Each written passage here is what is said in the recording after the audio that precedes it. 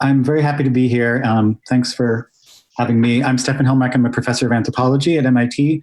I wrote a book with this title, Alien Ocean, Anthropological Voyages in Microbial Seas, which is an ethnography of oceanographic stuff, lots of genomes.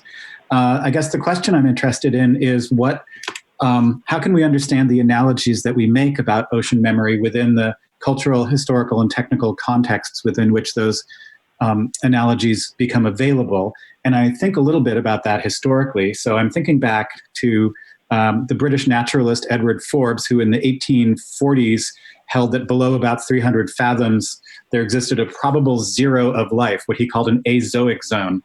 And that was sensible to him at the time because of an idea that seawater was compressible, and that it grew more and more solid until a point was reached beyond which a sinking object would sink no further. A very different imagination of the deep than we have now. And of course, one that was undone by people like Darwin. And also, in the wake of transatlantic cable laying and so on, one that was undone by discovery of life at the very deepest parts of the sea. Although that generated another kind of imagination, which was about the sea as a kind of archive that was stratigraphically layered like an archaeological site, so that going deep was somehow similar to going back in time.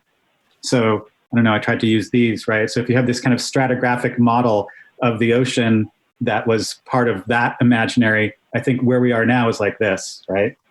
All the temporalities are kind of mixed together. And I'm interested in what makes that kind of imaginary possible.